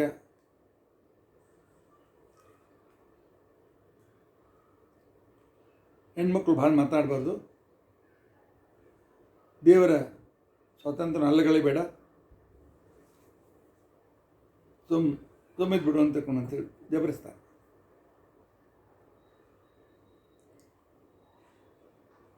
ಆದರೂ ಕೂಡ ಪತಿಯ ಜೊತೆಗೆ ವಾಟಾಘಾಟಿ ಭಾಳ ಸರಿಯಲ್ಲ ಅಂತೇಳಿ ದ್ರೌಪದಿ ಸುಮ್ಮನಾಗ್ತಾಳೆ. ಆದರೆ ದ್ರೌಪದಿ ಸಿದ್ಧಾಂತ ಪಕ್ಷವನ್ನು ಹೇಳಿ ಹೊರಟಾಗ ಧರ್ಮರಾಜ ಈ ರೀತಿಯಾಗಿ ಅವನ್ನ ಮಧ್ಯದಲ್ಲಿ ನಿಲ್ಲಿಸಿದ್ದು ಭೀಮಸೇನದವನಿಗೆ ಸರಿ ಬೀಳಲಿಲ್ಲ. ಭೀಮಸೇನ ಅಂತಾನೆ, ಅಣ್ಣ ದ್ರೌಪದಿ ಏನು ತಪ್ಪು ಹೇಳ್ತಾ ಇದ್ದಾಳೆ ಹೇಳು?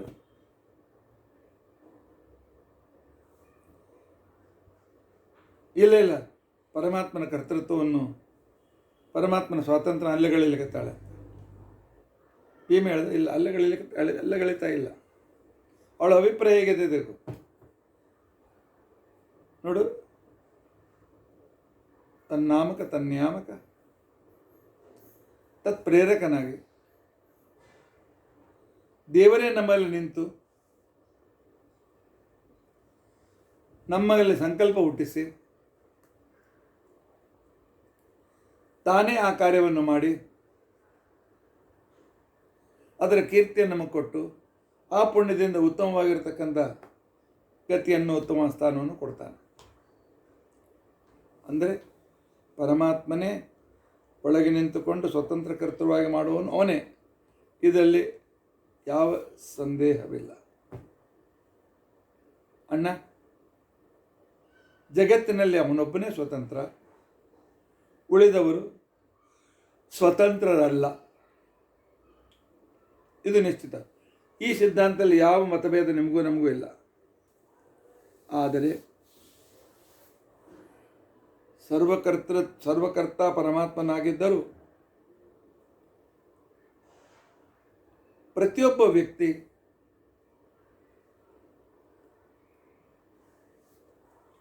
ಎಲ್ಲ ದೇವರು ಮಾಡಿಸ್ತಾನೆ ಬಿಡು ಅಂತ ತಿಳ್ಕೊಂಡಂತೇಳಿ ಒಂದು ಮೋಘಂ ಕಲ್ಪನಾ ಲೋಕದಲ್ಲಿ ಇರದೆ ಅವನೇನು ಮಾಡಬೇಕು ಅಂತ ತಿಳ್ಕೊಂಡಂತಂದರೆ ತಥಾಪಿ ಪುಂಸಾಂ ವಿಹಿತಂ ಸ್ವಕರ್ಮ ಕಾರ್ಯಂ ತ್ಯಾಜ್ಯಂ ಚ ಅನ್ಯದತ್ತಂತ ಯತ್ನಾತ್. ನನ್ನ ಮಾತು ಕೇಳು ಅಣ್ಣ, ಪರಮಾತ್ಮ ಸ್ವತಂತ್ರನಾಗಿ ಎಲ್ಲವನ್ನು ಮಾಡುತ್ತಿದ್ದರೂ ಕೂಡ ನಮಗೆ ವರ್ಣಾಶ್ರಮೋಚಿತವಾಗಿರ್ತಕ್ಕಂಥ ಏನು ಕರ್ತವ್ಯ ಕರ್ಮಗಳು ಇವೆ, ಇವುಗಳನ್ನು ನಾವು ಪ್ರಯತ್ನಪೂರ್ವಕವಾಗಿ ಮಾಡಬೇಕು. ಅತಿ ಪ್ರಯತ್ನ ಮಾಡಿ ಪೂರ್ಣ ಮಾಡೋದಕ್ಕೋಸ್ಕರ ಪ್ರಯತ್ನಿಸಬೇಕು.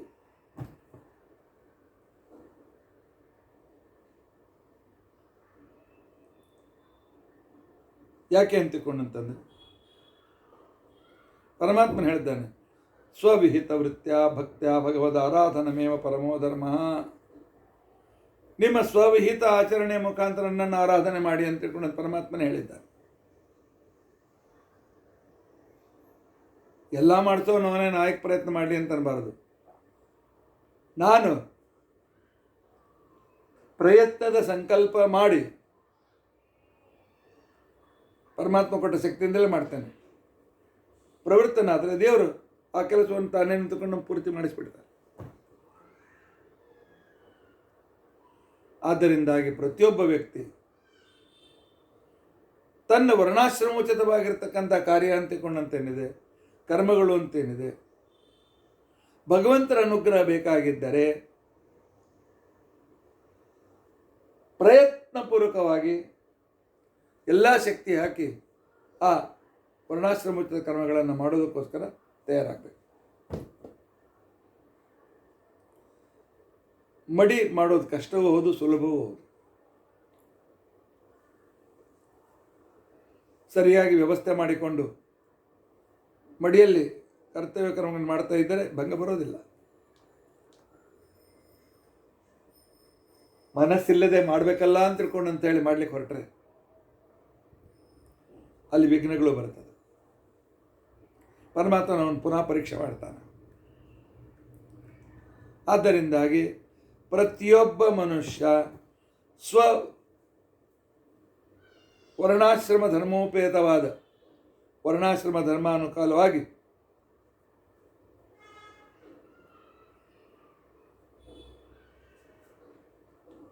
ಕರ್ಮವನ್ನು ತಪ್ಪದೇ ಮಾಡಬೇಕು. ಎಂದಿಗೂ ಸ್ವರ್ಣಾಶ್ರಮೋಚಿತ ಕರ್ಮಗಳನ್ನು ಬಿಡಬಾರದು. ಪ್ರಯತ್ನಪೂರ್ವಕವಾಗಿ ಮಾಡು.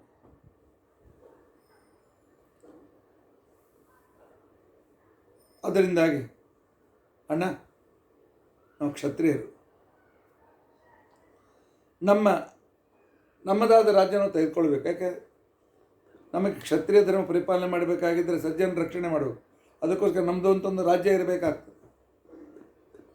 ಸ್ವಧರ್ಮಕ್ಕೋಸ್ಕರ ನಮಗೆ ರಾಜ್ಯ ಬೇಕು.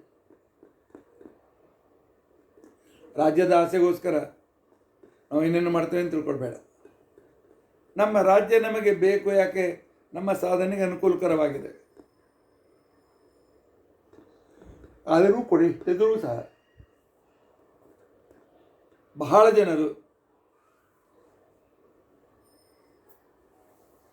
ತಮ್ಮ ವರ್ಣಾಶ್ರಮೋಚಿತವಾಗಿರತಕ್ಕಂಥ ಕಾರ್ಯಗಳನ್ನು ಬಿಟ್ಟುಬಿಡ್ತಾರೆ. ನಂತರ ಮಾತ್ರ ಘೋರವಾದ ನರಕದಲ್ಲಿ ಬಿದ್ದು ಪೀಡಿತರಾಗ್ತಾರೆ. ಆದ್ದರಿಂದಾಗಿ ವ್ಯಕ್ತಿ ಎಷ್ಟೇ ದೊಡ್ಡವನಾಗಲಿ, ಎಷ್ಟೇ ದೊಡ್ಡ ಅಧಿಕಾರದಲ್ಲಿರಲಿ, ಎಷ್ಟೇ ರೀತಿಯಾಗಿರ್ತಕ್ಕಂಥ ವ್ಯಸ್ತತೆ ಇರಲಿ, ಅಧ್ಯಯನ, ಅಧ್ಯಾಪನ, ಯಜನ, ಯಾಜನ, ಪ್ರತಿಗ್ರಹ, ದಾನ,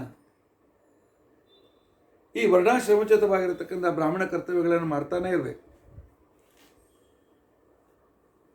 ಎಷ್ಟೇ ಕಷ್ಟ ಆದರೂ ದೇವರ ಪೂಜೆ ಬಿಡಬಾರದು.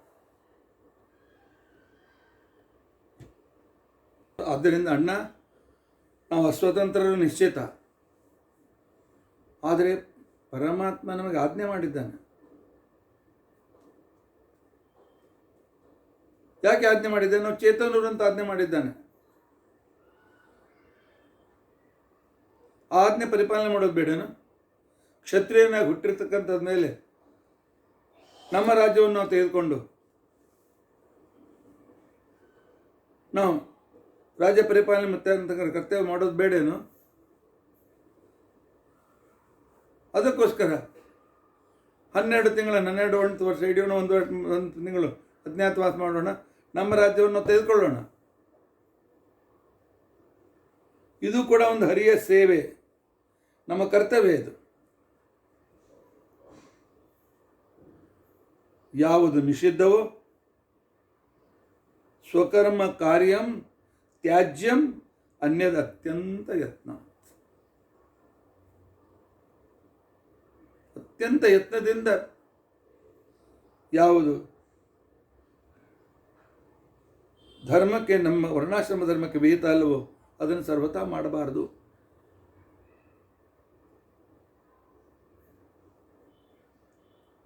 ಬಿಸಿನೆಸ್ ಇದು ವೈಶ್ಯ ಧರ್ಮ, ಸಂಕಟ ಕಾಲದಲ್ಲಿ ಸ್ವೀಕಾರ ಮಾಡಬಹುದು. ಆದರೆ ಇಲ್ಲ, ಹೈಫೈ ಸೊಸೈಟಿಯಲ್ಲಿದ್ದೇವೆ, ನನ್ನ ಜೊತೆಯಲ್ಲೇ ಒಂದು ಹೆಂಡ ಕುಡಿತಾ ಇರುವಾಗ ನಾನು ಸುಮ್ಮನೆ ಕೊಡ್ಲಿಕ್ಕಾಗೋದಿಲ್ಲ.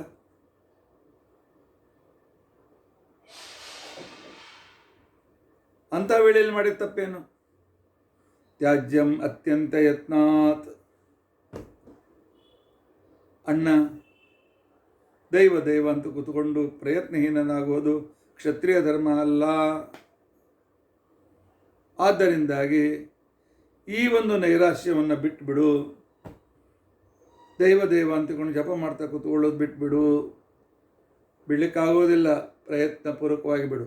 ಹೇಳ್ತಾರ ಯುದ್ಧಕ್ಕೆ. ನಮಗೂ ಪರಮಾತ್ಮ ಅದನ್ನು ಹೇಳ್ತಾ ಇದ್ದಾನೆ. ಏನ್ರಿ 8 ಗಂಟೆಗೆ ಮನೆ ಬಿಡಬೇಕಾಗ್ತದೆ, ರಾತ್ರಿ 8 ಗಂಟೆ ಆಗ್ತದೆ, ಹೊರಗೆ ತಿಂದೆ ಗತಿ ಏನ್ರಿ? ಯಾಕೆ ತಿನ್ನಬಾರ್ದು? ಅದಕ್ಕೆ ಭೀಮಸೇನ ದೇವರ ಆರ್ಡರ್ ರೀತಿಯಾಗಿದೆ, ಅನ್ಯದ್ ಅತ್ಯಂತ ಯಜ್ಞ ತ್ಯಾಜ್ಯಂ. ಅಭಕ್ಷ್ಯ ಭಕ್ಷಣ ಬ್ರಾಹ್ಮಣನಿಗೆ ವಿಹಿತವಲ್ಲ.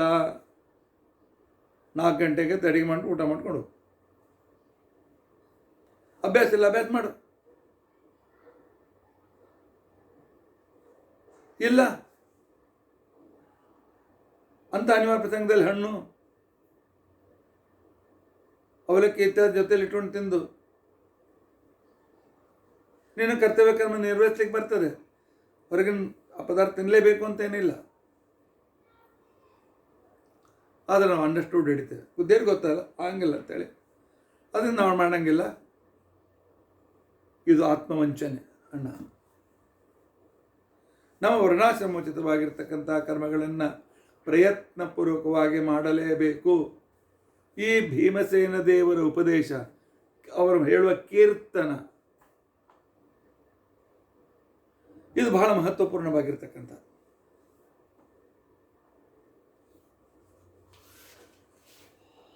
ಇನ್ನು ಭೀಮ ಮಾಡು ಮಾಡು ಮಾಡು ಅಂತಂತೆಯಲ್ಲ, ಪ್ರಯತ್ನಪೂರ್ವಕವಾಗಿ ಮಾಡು ಅಂತ ತಿಳ್ಕೊಂಡಂತಂತೆಯಲ್ಲ. ನಾವು ಅಸ್ವತಂತ್ರರು. ನಮ್ಮ ಕರ್ತೃತ್ವ ಎಲ್ಲಿದೆಯಪ್ಪ? ನಾವು ಗೊಂಬೆಗಳು. ದೇವರು ಮಾಡಿಸಿದರೆ ಮಾಡಬೇಕು, ದೇವರು ಮಾಡದೇ ಇದ್ರೆ ಇಲ್ಲ.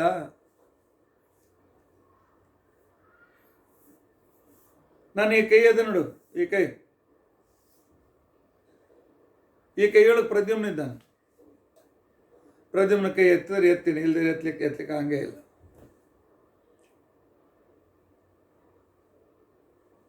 ನನ್ನ ಈ ತಲೆಯಲ್ಲಿದ್ದಾನೆ ವಾಸುದೇವ ಇದ್ದಾನೆ, ಅವನು ಅಲ್ಗಾಡ್ತೀನಿ, ಇಲ್ಲ. ಪ್ರದ್ಯುಮ್ನ ಇದ್ದಾನೆ,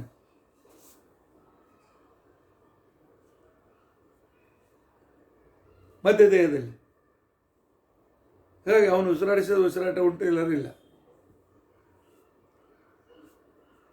ಆ ನಂತರ ಪಾದದಲ್ಲಿ ಇಲ್ಲ, ಮಧ್ಯ ದೇಹದಲ್ಲಿ ವಾಸುದೇವ, ನಾರಾಯಣ ವಾಸುದೇವ. ಪಾದದ ಕೆಳಗೆ ಸಂಕರ್ಷಣ ನಡೆದರೆ ನಾವು ನಡೀತಾ, ಇಲ್ಲದಿದ್ರೆ ಇಲ್ಲ. ಎಲ್ಲ ದೇವರೇ ಮಾಡುವಾಗ ನಮ್ಮ ಕರ್ತೃತ್ವ ಎಲ್ಲಿಂದ ಬಂತು?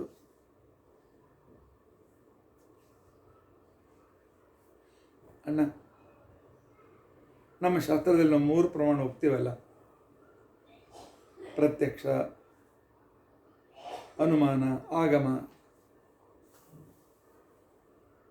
ಪ್ರತ್ಯಕ್ಷ, ಅನುಮಾನ, ಆಗಮ ಇವುಗಳಿಂದ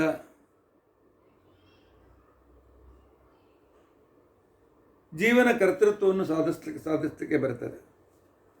ಆದರೆ ಜೀವನ ಕರ್ತೃತ್ವ ಭಗವಂತ ಅಧೀನ ಕರ್ತೃತ್ವ ನೆನಪಿಟ್ಕೊಳ್ಬೇಕು.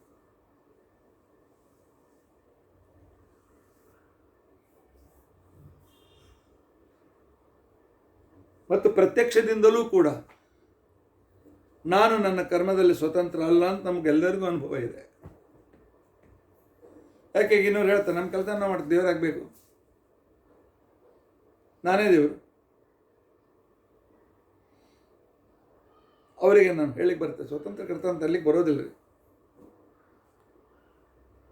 ಯಾಕೆ ಸ್ವತಂತ್ರ ಕರ್ತ ಅಂತ ತಿಳ್ಕೊಂಡಂತ ಅನ್ನೋದನ್ನು ನಿಮ್ಮ ಇಚ್ಛೆಯ ವಿರುದ್ಧ ಕೆಟ್ಟ ಕೆಲಸ ಆಗೋದಿಲ್ಲ ಹೇಳ್ರಿ.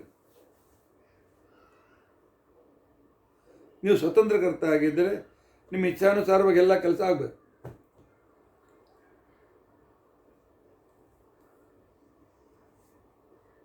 ಬಂದಿದ್ದಾರೆ ಅಂತ ತಿಳ್ಕೊಂಡಂತೇಳಿ ಚೆಂದಾಗಿ ಅಡುಗೆ ಮಾಡಿದೆ, ಬಡಿಸಿದರೆ ಭಾಳ ಹಸಿವೆಯಾಗಿದೆ. ನಿಮಗೆ ಪ್ರೀತ್ಯಾಸ್ಪದವಾದ ಅಡುಗೆಯೂ ಕೂಡ ಇದೆ, ಬಡಿಸ್ಕೊಂಡಿದ್ದೀರಿ, 3-4 ತುತ್ತು ತಿಂದಿದ್ದೀರಿ. ಅಷ್ಟಲ್ಲಿ ಗಡ್ಬಡಿಯಲ್ಲಿ ನಾಲಿಗೆ ಹಲ್ಲಿನ ಮಧ್ಯದಲ್ಲಿ ಸಿಕ್ಕಿ ಬೀಳ್ತದೆ, ಕಟ್ಟಾಗ್ತದೆ, ರಕ್ತ ಬಳಬಳ ಬರ್ಲಿಕ್ಕೆ ಚಾಲು ಆಗ್ತದೆ. ಊಟ ಬಿಟ್ಟು ಹೇಳ್ತೀರಿ. ಸ್ವತಂತ್ರ ಕರ್ತೃಗಳಾಗಿದ್ದರೆ ಇಂಥ ಪ್ರಸಂಗ ಬರ್ತಿತ್ತ? ಪ್ರತ್ಯಕ್ಷದಿಂದಲೂ ಕೂಡ ನಾನು ಸ್ವತಂತ್ರ ಕರ್ತ ಅಲ್ಲ ಅಂತ ತಿಳ್ಕೊಂಡಂತ ಅನ್ನೋದು ನಿಮ್ಮ ಅನುಭವಕ್ಕೆ ಬರ್ತದೆ.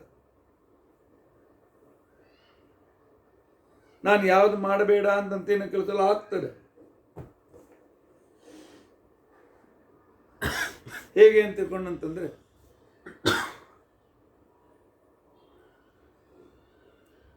ಬೇಡ ಅಂದ್ರೂ ಕೂಡ ಯಾವುದೋ ಪರಸ್ತ್ರೀ ಕಡೆಗೆ ಮನಸ್ಸು ಹೋಗ್ತಾರೆ. ಪಾರಾಯಣ ಮಾಡೋಣ ಅಂತಂದ್ರು ಟಿವಿಯಲ್ಲಿ ಏನೋ ಕಾರ್ಯಕ್ರಮ ಬಂದಿದೆ, ಆ ಕಡೆ ಕಣ್ಣು ಹೋಗ್ತದೆ. ಆದ್ದರಿಂದಾಗಿ ಇಂದ್ರಿಯಗಳು ನಮ್ಮ ಅಧೀನ ಇಲ್ಲ, ಆದ್ದರಿಂದಾಗಿ ನಾವು ಸ್ವತಂತ್ರ ಕರ್ತೃಗಳು ಅಲ್ಲ.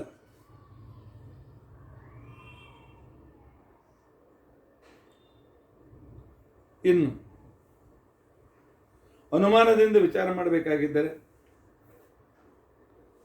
ತೇನಾನುಮೇಯ ಪ್ರೇರಣಾ ಕೇಶವಸ್ಯ,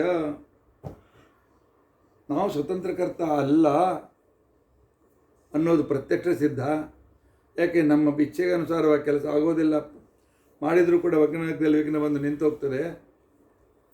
ಪ್ರತ್ಯಕ್ಷ ಸಿದ್ಧವಾಗಿರ್ತಕ್ಕಂಥದ್ದು. ಹಾಗಾದರೆ ನನ್ನ ಮುಖವನ್ನು ನೋಡ್ಕೊಳ್ಳೋಕೆ ಆಗೋದಿಲ್ಲ ಕನ್ನಡಿ ಇಲ್ಲದೆ ಇದ್ದರೆ ನಾವೇಗೆ ಸ್ವತಂತ್ರ ಕರ್ತೃಗಳಾಗ್ತೇವೆ? ಆಗೋದಿಲ್ಲ. ಆದ್ದರಿಂದಾಗಿ ಯಾವನೋ ಒಬ್ಬನ ಪ್ರೇರಣೆ ಮಾಡಿ ಕೆಲಸವನ್ನು ಮಾಡಿಸ್ತಾ ಇದ್ದಾನೆ. ಎಚ್ಚರವಿದ್ದ ಶ್ವಾಸೋಚ್ಛ್ವಾಸಕ್ಕೆ ಯಾವ ಪಂಪ್ ಮಾಡ್ತಾ ಇದ್ದೇವೆ ಹೇಳಿ? ಕೈಯಿಂದ ಇಲ್ಲ. ಪರಮಾತ್ಮನ ಪ್ರೇರಣೆಯಿಂದ ಒಳಗೆ ಶ್ವಾಸೋಚ್ಛ್ವಾಸ ನಡೆದಿದೆ, ಜೀವನ ಕರ್ಮ ನಡೆದಿದೆ. ಆದ್ದರಿಂದಾಗಿ ಅನುಮಾನದಿಂದಲೂ ಕೂಡ ಪರಮಾತ್ಮನೇ ಸ್ವತಂತ್ರಕರ್ತ ಅಂತನ್ನೋದು ನಿಶ್ಚಿತ ಇದರಲ್ಲಿ ಯಾವ ಸಂದೇಹವೂ ಇಲ್ಲ. ಆದ್ದರಿಂದಾಗಿ ಜ್ಞಾನಿಗಳಾಗಿರ್ತಕ್ಕಂಥವರು ನಾಹಂ ಕರ್ತ ಹರಿಕರ್ತ, ಪರಮಾತ್ಮ ನಾನು ಸ್ವತಂತ್ರಕರ್ತೃ ಅಲ್ಲ, ಪರಮಾತ್ಮನೇ ಸ್ವತಂತ್ರಕರ್ತ, ಅವನು ಒಳಗಿದ್ದು ನನಗೆ ಪ್ರೇರಣೆ ಮಾಡಿ ನಾನು ಅನೇಕ ಕಾರ್ಯಗಳಿಂದ ನಡೆಸ್ತಾ ಇದ್ದ.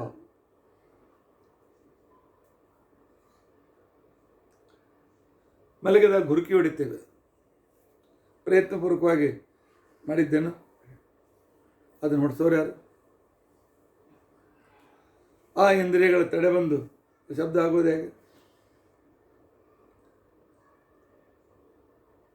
ಆದ್ದರಿಂದಾಗಿ ಪರಮಾತ್ಮ ನಾವು ಮಲೆಕೊಂಡಾಗಲೂ ಕೆಲಸವನ್ನು ಮಾಡ್ತಾನೆ, ಜಾಗ್ರತ ಸ್ವಪ್ನ ಸುಶಕ್ತಿ ಸಂದರ್ಭದಿಂದ. ಆದ್ದರಿಂದ ಅವನು ಸ್ವತಂತ್ರ ಕರ್ತ, ಇದರಲ್ಲಿ ಯಾವ ಸಂದೇಹವೂ ಇಲ್ಲ.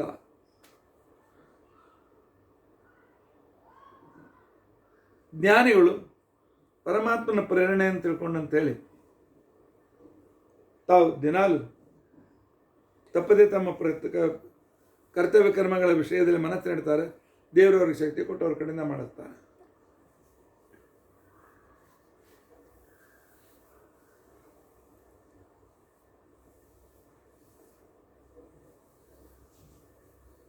ಅಲ್ಲ, ಅನುಮಾನದಿಂದ ಸಾಧನೆ ಮಾಡಬೇಕು ಅಂತಂತೀಯಲ್ಲೋ ಭೀಮ. ಸ್ವತಂತ್ರ ಕರ್ತ ಅಲ್ಲ ಅಂತಕೊಂಡು ಅನುಮಾನ ಸಿದ್ಧಾಗ್ತದೆ ಅಂತಂತೀಯಲ್ಲ.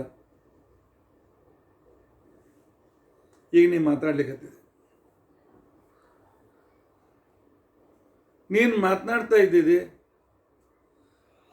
ನಿನ್ನ ಮನಸ್ಸಿಗೆ ಬಂದದ್ದು ಮಾತಾಡ್ಲಿಕ್ಕತ್ತಿಲ್ಲ, ನಿನ್ನ ವಿಚಾರಕ್ಕೆ ಬಂದದ್ದು ಮಾತಾಡ್ಲಿಕ್ಕತ್ತಿಲ್ಲ. ಇದು ಮೆಡಿಟೇಟರ್ ಯಾರಿದೆ? ಮಧ್ಯದಲ್ಲಿ ಯಾರೂ ಇಲ್ಲ. ಆದ್ದರಿಂದಾಗಿ ನಾವೇಗೆ ಸ್ವತಂತ್ರ ಕರ್ತೃಗಳಾಗಬಾರದು ಅಂತಕೊಂಡಂಥ ನಾಸ್ತಿಕರು ವಿಚಾರ ಮಾಡ್ತಾರೆ.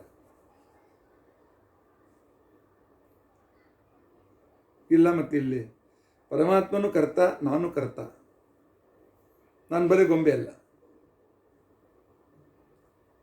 ಆದರೆ ಪರಮಾತ್ಮನ ಕರ್ತ,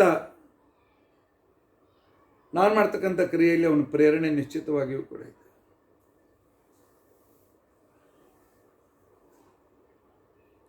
ಮಾತನಾಡುವ ಕ್ರಿಯೆ ಜೀವ ಮಾಡ್ತಾ ಇದ್ದಾನೆ, ಇದು ಅವನಲ್ಲಿರ್ತಕ್ಕಂಥ ಕರ್ತೃತ್ವ. ಆದರೆ ಒಳಗಿದ್ದು ಪರಮಾತ್ಮ ಸ್ಮೃತಿಗೆ ತಂದುಕೊಟ್ಟು ಈ ಸಂದರ್ಭದಲ್ಲಿ ಈ ಶಬ್ದ ಮಾತುಗಳನ್ನೇ ಆಡಬೇಕು ಅಂತಿಕೊಂಡಂತನ್ನುವ ಪ್ರೇರಣೆ ಮಾಡ್ತಾ ಇದ್ದಾನಲ್ಲ, ಅದು ಅವನ ಸ್ವತಂತ್ರ ಕರ್ತೃತ್ವ.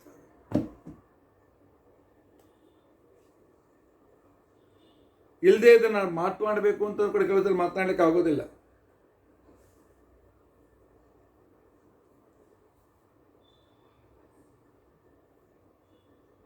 ನಮ್ಮ ಆಚಾರ್ಯರು ನಮಗೆ 12-13 ವಯಸ್ಸಿನಿಂದಲೇ ಸ್ಟೇಜ್ ಮೇಲೆ ಮಾತನಾಡಲಿಕ್ಕೆ ಹಚ್ತಿದ್ರು.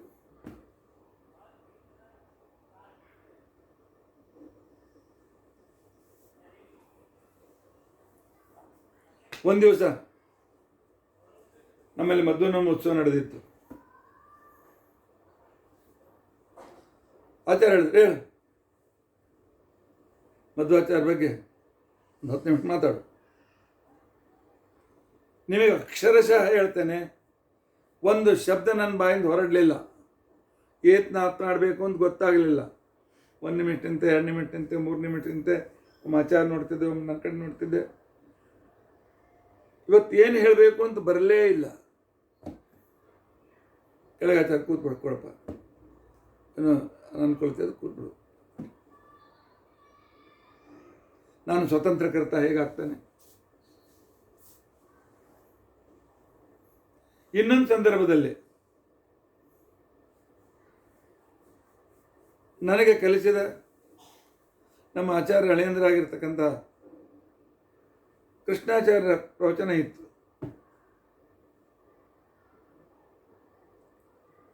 ಅವತ್ತು ಈ ಭೀಮಾರ್ಜುನರ ಬಗ್ಗೆನೇ ಮಾತಾಡೋದು ಇತ್ತು. ಇನ್ನೇನು ಅರ್ಧ ಗಂಟೆ ನಂತರ ಅವರು ಪ್ರವಚನ ಮಾಡಬೇಕು. ಅವರ ಮನೆಯಲ್ಲಿ ಒಂದು ಸಂತಾನ ಆಯಿತು. ಅವರಿಗೆ ವೃದ್ಧಿ ಬಂತು. ಜ್ಞಾನಸತ್ರ ಇಟ್ಕೊಂಡಾಗಿದೆ. ಇವತ್ತು ಅವರೇ ಮುಖ್ಯ ವಕ್ತೃಗಳು. ಇಂಥ ಸಂದರ್ಭದಲ್ಲಿ ನಮ್ಮ ಗುರುಗಳು ನನ್ನ ಕರೆ ಹೇಳಿದ್ರು, ಇವತ್ತೇನು ಪೋರ್ಷನ್ ಕೃಷ್ಣಾಚಾರ್ಯ ಹೇಳೋರಿದ್ರು ಅದನ್ನು ಹೇಳ್ಬಿಡು ಅಂತ. 10 ನೆನೆ ಓದಿದ್ದೆ. 10 ನಿಮಿಷ ಮೊದಲು ನನಗೆ ಹೇಳಿದರು, 1 ತಾಸು ಮಾತಾಡಬೇಕಾಗಿದೆ, ಮಾತಾಡು ಅಂತ ತಿಳ್ಕೊಂಡಂತೆ. ನನಗೆ ಅವತ್ತಿನ ನೆನಪು ಬಂತು. 5 ಮಿನಿಟು ವಿಷಯ ಹೊಳಿಲೇ ಇಲ್ಲ. ಆದರೂ ಗುರುಗಳು ಹೇಳಿದ್ದಾರೆ, ಪರಮಾತ್ಮ ನೀನೇ ನುಡಿಸು ಅಂತ ತಿಳ್ಕೊಂಡಂತ ಹೋಗಿ ನಿಂತ್ಕೊಂಡೆ. 1 ಗಂಟೆಯವರೆಗೆ ಶಾಸ್ತ್ರೋಕ್ತವಾದ ರೀತಿಯ ಪ್ರವಚನ ಆಯಿತು. ಆಚಾರ್ಯ ಭಾಳ ಚೆನ್ನಾಗಿ ಹೇಳಿದೆ, ಶಭಾಷ ಅಂತ ತಿಳ್ಕೊಂಡು ಅಂತ ಹೇಳಿದರು. ಅವತ್ತು ಹೇಳಿದವ್ರು ಯಾರು? ಅವತ್ತು ಹೇಳದೇ ಇದ್ದವ್ರು ಯಾರು? ಹೇಳದೇ ಇದ್ದವನು ನಾನೇ, ಹೇಳಿದವನು ನಾನೇ. ಸ್ವತಂತ್ರ ಅಲ್ಲ ಅವತ್ತು. ಅದನ್ನು ಅವತ್ತಿನ ದಿವಸ ಏನೂ ಪ್ರೇರಣೆ ಮಾಡದೇ ಇದ್ದವನು ಪರಮಾತ್ಮನೇ. ಇವತ್ತು ಪ್ರೇರಣೆ ಮಾಡಿ ವಿಷಯ ನೆನಪು ಮಾಡಿಕೊಟ್ಟವನು ಪರಮಾತ್ಮನೇ. ಆದ್ದರಿಂದಾಗಿ ಜೀವನು ಪರಮಾತ್ಮನೊಬ್ಬನೇ ಕರ್ತ, ಜೀವನಿಗೆ ಕರ್ತೃತ್ವ ಇಲ್ಲ ಅಂತೂ ಅನ್ಲಿಕ್ಕೆ ಬರೋದಿಲ್ಲ. ಜೀವನಿಗೂ ಕರ್ತೃತ್ವ ಇದೆ, ಪರಮಾತ್ಮನಲ್ಲಿ ಸ್ವತಂತ್ರ ಕರ್ತೃತ್ವ ಇದೆ. ನಮ್ಮಲ್ಲಿರುವ ಕರ್ತೃತ್ವದ ಚೈತನ್ಯವನ್ನು ಪ್ರೇರಣೆ ಮಾಡುವನು ಪರಮಾತ್ಮ.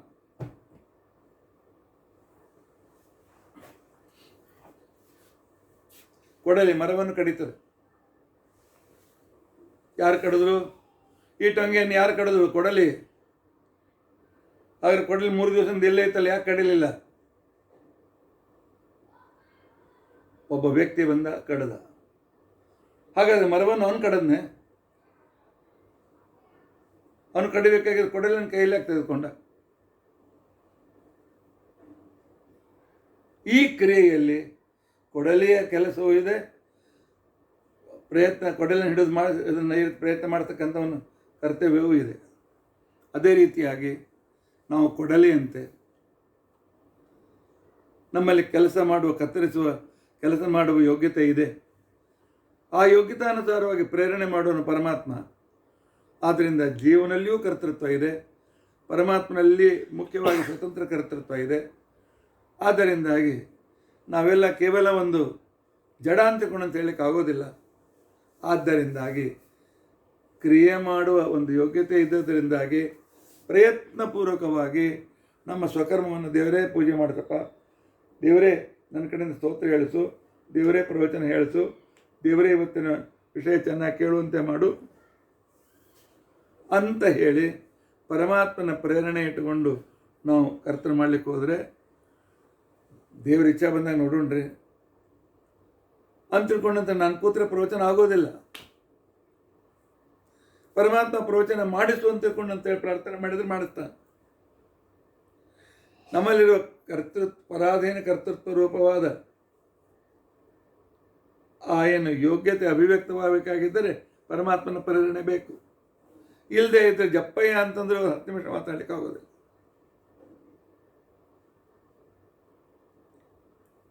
ಆದ್ದರಿಂದಾಗಿ ಆಚಾರ್ಯರ ಸಿದ್ಧಾಂತವನ್ನು ನೆನಪಿಟ್ಟುಕೊಳ್ಳಬೇಕು. ಪರಮಾತ್ಮ ಸ್ವತಂತ್ರ, ಪ್ರಜೆಗಳು ಅಸ್ವತಂತ್ರರು, ಪರಮಾತ್ಮನೇ ಪ್ರೇರಕ. ಆದರೆ ಪ್ರತಿಯೊಬ್ಬ ಜಿಜ್ಞಾಸು ನನ್ನ ವರ್ಣಾಶ್ರಮ ಧರ್ಮ ಏನು, ನಾನೇನು ಮಾಡಲೇಬೇಕು ಅನ್ನೋದನ್ನು ಆಗ್ರಹಪೂರ್ವಕವಾಗಿ ಅವುಗಳನ್ನು ಮಾಡಬೇಕು ಅಂತ ಹೊರಡಬೇಕು. ಆಗ ಪರಮಾತ್ಮ ಒಳಗೆ ನಿಂತುಕೊಂಡು ಪ್ರೇರಣೆ ಮಾಡಿ ಅವ್ರ ಕಡೆಯಿಂದ ಕೆಲಸ ಮಾಡಿಸ್ತಾನೆ. ಆದ್ದರಿಂದಾಗಿ ಪ್ರಯತ್ನದ ಮಾಡುವ ಯೋಗ್ಯತೆಯು ನಮ್ಮಲ್ಲಿದೆ. ನಾವು ಕೂತ್ಕೊಂಡಿದ್ದೇವೆ, ನಮ್ಮ ಶಿಷ್ಯನಿಗೆ ಹೇಳ್ತೇನೆ, ತಾಸಾಯಿತು ಪ್ರವಚನ ಮಾಡ್ಲಿಕ್ಕತ್ತೀನಿ, ಗಂಟ್ಲು ಒಣಗ್ಯದ, ಒಂದು ಲೋಟ ನೀರು ತಂದು ಕೊಡು ಅಂತಕೊಂಡಂತ ನಾನು ಹೇಳ್ತೇನೆ. ನೀರು ತಂದು ಕೊಡು ಅಂತಿಕೊಂಡಂತ ಹೇಳಿದ ಕ್ಷಣಕ್ಕೆ ಒಂದು ತಂದು ಕೊಡ್ತಾನೆ. ಇಲ್ಲಿ ಕರ್ತೃತ್ವ ಯಾರ್ದಿದೆ? ಪ್ರೇರಣೆ ನನ್ನದು, ಕ್ರಿಯೆ ಮಾಡಿದು ಅವನು. ಯಾಕಂದ್ರೆ ಶಿಷ್ಯ ಗುರುಗಳ ಪ್ರೇರಣೆಯಿಂದ ಕೆಲಸವನ್ನು ಮಾಡಿದ. ಆದ್ದರಿಂದಾಗಿ ನಾನು ಇದೇ ಮಾತನ್ನು ಬದಿಯಲ್ಲಿದ್ದ ಕುರ್ಚಿಗೆ ಹೇಳ್ಬೋದಾಗಿತ್ತಲ್ಲ. ಈ ಬದಿ ಕುರ್ಚಿ ಇದೆ, ಏ ಕುರ್ಚಿ ಹೋಗೋ ಲೋಟ ನೀರು ತಗೊಂಡು ಬಾ. ನಾನು ಇದಕ್ಕೆ ಯಾಕೆ ಹೇಳಿಲ್ಲ? ಯಾಕೆಂದರೆ ಇದರಲ್ಲಿ ಕರ್ತೃತ್ವ ಇಲ್ಲ, ಚೈತನ್ಯ ಇಲ್ಲ. ಆದ್ದರಿಂದಾಗಿ ಇದಕ್ಕೆ ಪ್ರೇರಣೆ ಮಾಡಲಿಕ್ಕೆ ಆಗೋದಿಲ್ಲ. ಪರಮಾತ್ಮ ಅದಕ್ಕೂ ಪ್ರೇರಣೆ ಮಾಡಿ ಕೆಲಸ ಮಾಡ್ತಾನೆ, ಮಾತು ಬೇರೆ. ಆದ್ದರಿಂದಾಗಿ ನನ್ನಲ್ಲಿ ಚೈತನ್ಯ ರೂಪ ಕರ್ತೃತ್ವ ಶಕ್ತಿ ಇದೆ, ಪರಮಾತ್ಮ ಅದನ್ನು ಪ್ರೇರಣೆ ಮಾಡ್ತಾನೆ.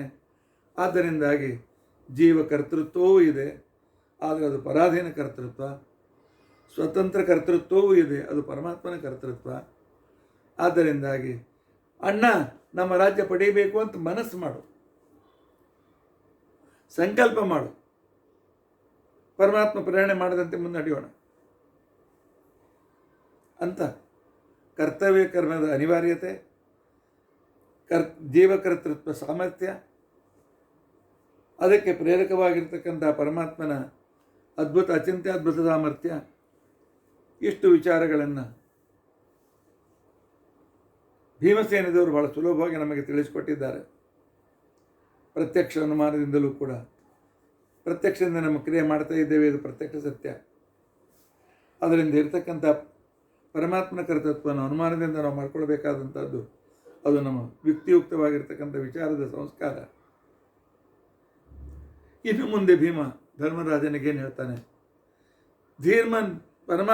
ಭೀಮನ ಆ ಕೀರ್ತನ, ಭಗವಂತನ ಮಹಾತ್ಮೆಯ ಕೀರ್ತನ, ಭಗವಂತನ ಮಹಾತ್ಮೆ ಹೇಳುವಿಕೆ ಅನ್ನೋ ವೃತ್ತಾಂತಿಕೊಂಡಂತೇನಿದೆ, ಇದು ಭೀಮನಲ್ಲಿ ಒಂದು ಶ್ರೇಷ್ಠತ್ವವನ್ನು ತಂದುಕೊಡ್ತಾರೆ. ಇತಿ ಅಧಿಕತಾ ಪ್ರಸಕ್ತಿ. ಹರೇ ರಾಮ ಹರೇ ರಾಮ, ರಾಮ ರಾಮ ಹರೇ ಹರೇ, ಹರೇ ಕೃಷ್ಣ ಕೃಷ್ಣ ಕೃಷ್ಣ ಹರೇ ಹರೇ.